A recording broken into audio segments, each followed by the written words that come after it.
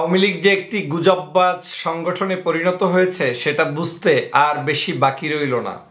বাংলাদেশের একজন মন্ত্রীও যখন মন্তব্য করে আবেদ আলীর যে একটি কাণ্ড দেখেছেন বাংলাদেশে, সেই আবেদকে বিএনপির কর্মী বলে চালিয়ে দিয়েছিলেন বাংলাদেশের জনপ্রশাসন মন্ত্রী।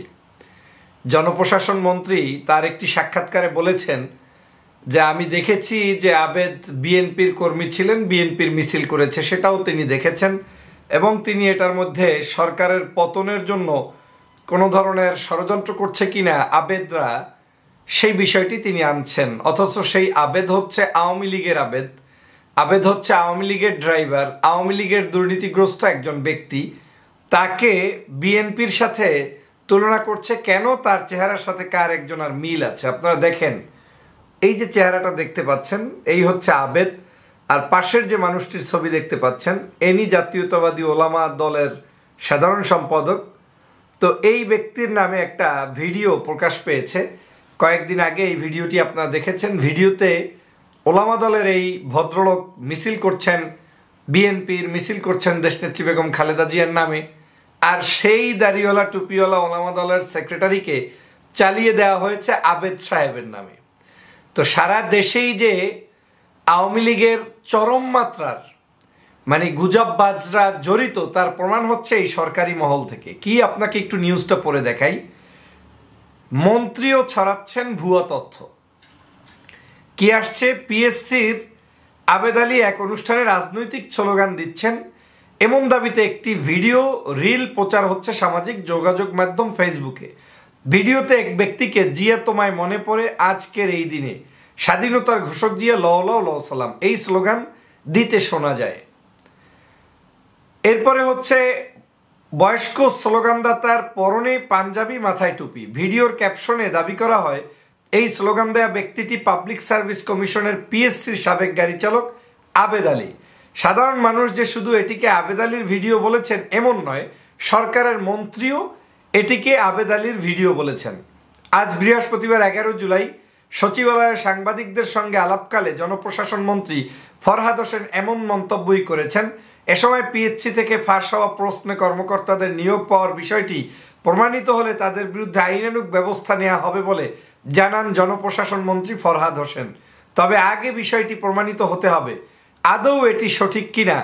এ সময় তিনি ড্রাইভার আবেদ আলী প্রসঙ্গে বলতে গিয়ে বলেন, এখানে একটি কথা বলে রাখি যে ড্রাইভার কথা বলেছেন তাকে আমরা দেখলাম অন্য একটি দলের স্লোগান দিচ্ছেন।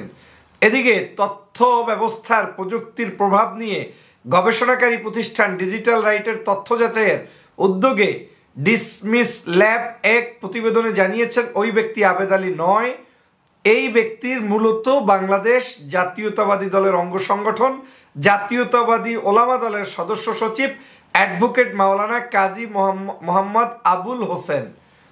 এই যদি হয় অবস্থা দেখেন। এবং এই ভিডিওটি আবুল হোসেন তার ব্যক্তিগত ফেসবুক অ্যাকাউন্ট থেকে প্রচার করেছেন শহীদ রাষ্ট্রপতি জিয়াউর রহমানের 43তম মৃত্যুবার্ষিকী আয়োজিত অনুষ্ঠানের।